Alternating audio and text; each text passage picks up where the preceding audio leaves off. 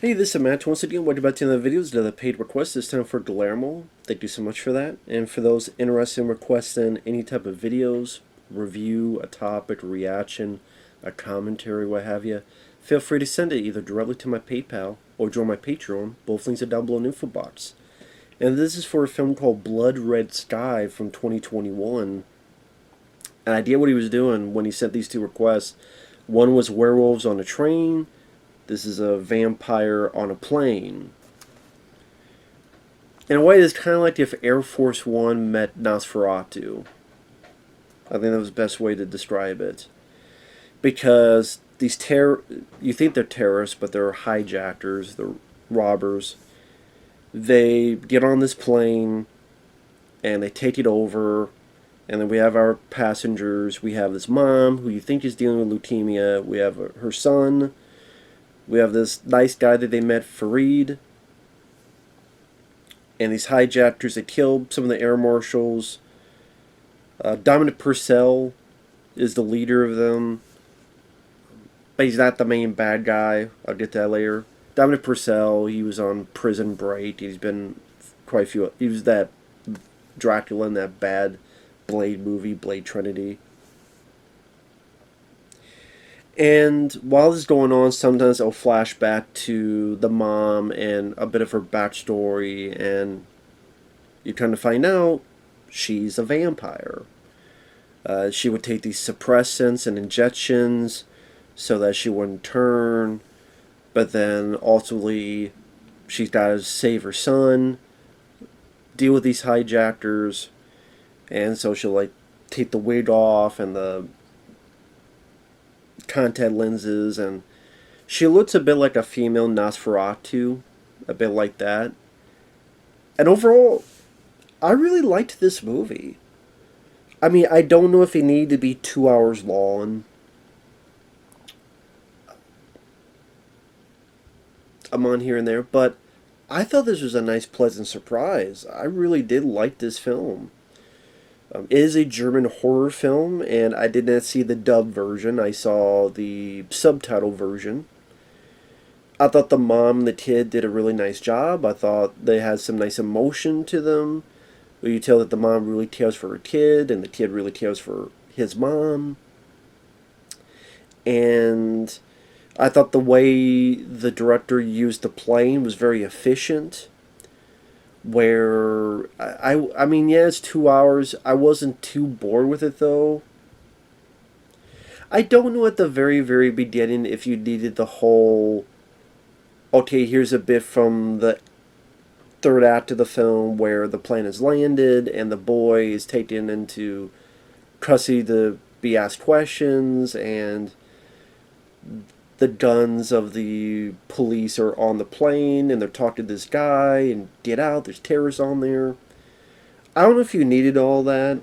I think you could have just started the movie from the get-go of the mom and kid at the airport to get on the plane. But like I said, I don't have a lot of nitpicks in this because I thought the way the plane on the inner workings was lit was decently effective. The flashbacks, this is part of me that thought, okay, do you really need this many flashbacks? Maybe we could just figure it out on our own. But I also get it where it's kind of from time to time when she's frustrated or something important happens, it'll flash to how she became this, where her husband, and her kid, when he was a baby, they were driving, the car broke down, the father went to investigate, he didn't come back, the mom went in to investigate, found the husband dead, was bit by a vampire, found out what she was becoming, went to confront one of the guys there, killed him. I don't know if the backstory was 100% needed, but at the same time, I also get that it was trying to add a little bit of garnish to the dish, so to speak. And I just, it was one of those films that as it kept going, it kept me intrigued to see what was going to happen next. Because again, I thought the acting by the mom, the kid, Farid, I thought they were likable enough characters. The villains, especially this one guy who's nicknamed 8 Ball, who's the psycho of the group, I thought he did a fairly effective job as the villain.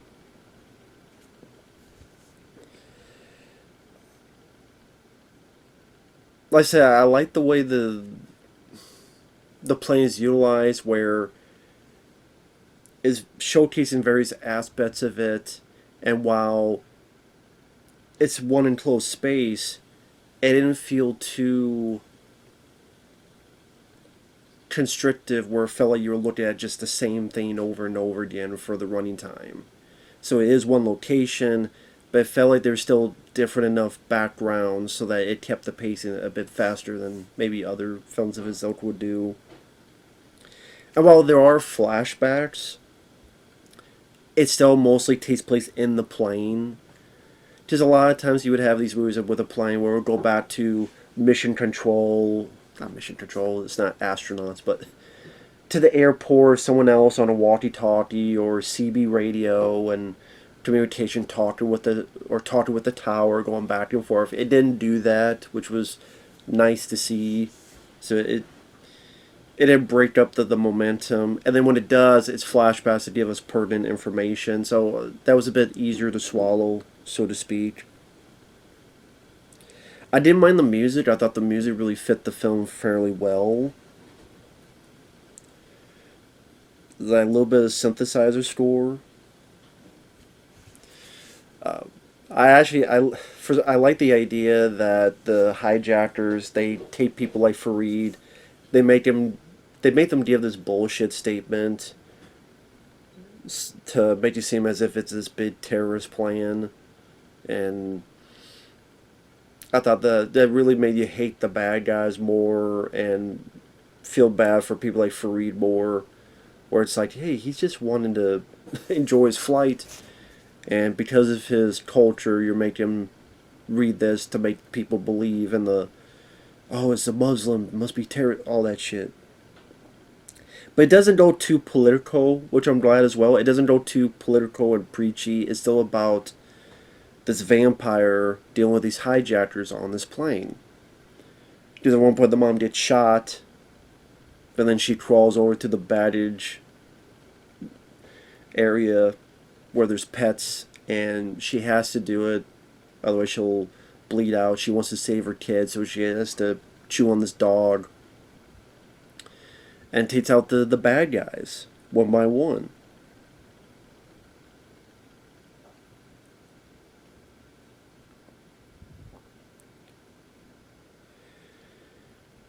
So it's her dealing with these bad guys, or it's her trying to get to the cockpit with her son. Farid is trying to help, or it's this crazy psycho 8 Ball just doing what he wants to. And he realizes what's going on, so he wants to inject himself, and then when he turns some of the other hijackers into vampires. Now, if you're expecting like big choreographed fight scenes, that's not the case in this, which may disappoint people. I mean, it would have been nice to see some like these choreographed fight scenes on the plane, like Passenger 57 meets Nosferatu. Like that'd be kind of cool to see, but that's not the case here.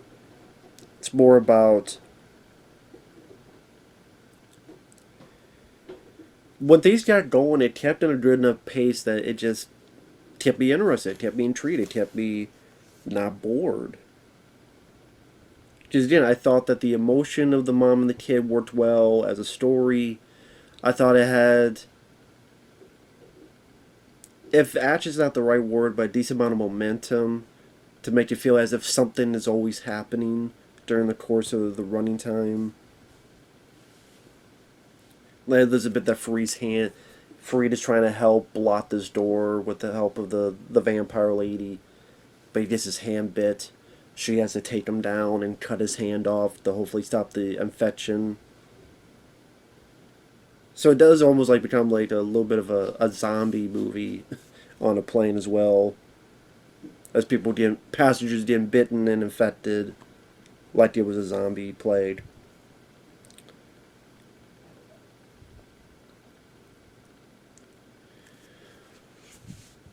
So again, I thought with the combination of how well the plane was utilized, where again it didn't feel like you were looking at the same stuff over and over again. It used each different parts of the plane in nice equal levels. The score being a nice synthesizer style to it. The acting, again, in the subtitle version I watched, being fairly on point. Having some nice emotion where the kid wants to protect his mom, but at the same time is not stupid enough to. He knows when his mom can go too far, so he's not blind to that. And then with the whole Muslim thing, they don't go too political and woke about it at all, not in the slightest, which was nice to see. The villains like 8 Ball, I forget the actor's name. I thought he did a decent job playing a psycho. You just say that the flashbacks weren't 100% needed because you could gather the story. I mean, like the mom could have told the story in a few sentences to Farid at one point, and you get the gist of it. In fact, if you cut out the very opening, and if you cut out the flashbacks, maybe for people it'd be a better paced movie. It'd definitely be less than 2 hours, but like I say, it wasn't a huge bother to me. I'll put it that way. Even spoiler alert when you get to the finale, where the mom is trying to deal with the psycho hijacker who's a vampire, and they're trying to have this fight, but she's losing. And then Farid is able to move the plane into the sunlight, so she pushes him, and the guy burns up. And I thought that it didn't use too much CGI as well. This wasn't this huge amalgamation of CGI being used. For the most part, it's practical. Now, it's not like crazy kills where you see like heads ripped off or anything, but it's still practical work that's alright, that's decent. And even the ending I thought was nice little emotional touch to it, where the plane's landed and the military comes in with their forces, or the cops come in. Fahid tries to warn them, but they go in and they get their ass munched by these vampires. The kid is there. Fahid tries to get to the kid. The kid tossed to his mom, but realizes mom is far gone. There's been set up with his detonators, blows up the plane. Fahid gets to the kid. Now Fahid's going to take care of the kid. I just thought the director, it was a well-shot movie. It's a good-looking film. In terms of, again, the cinematography, the lighting. It's a good-looking movie with a nice little emotional touch to the story, where the kid wasn't annoying, because a lot of these movies the kid could be aggravating. This was quite the opposite. The kid didn't really do anything that annoyed or confused me. Like I said, I thought the mom did a nice job where she's a vampire, and there's times she's conflicted, and she's angry, and she's sad, and you just feel all the emotions out of her. You know, this curse, this tragic element to the character, whether it be the moment that she's trying to stop this psycho from injecting the blood into him, and she's trying to get in because he's trapped himself in this car, in the cargo of the plane. She's trying to get in and be more frustrated, or one of the first bits of attack, she kind of is in a bathroom and she's trying to calm down, and I felt sorry for the characters when I'm getting at.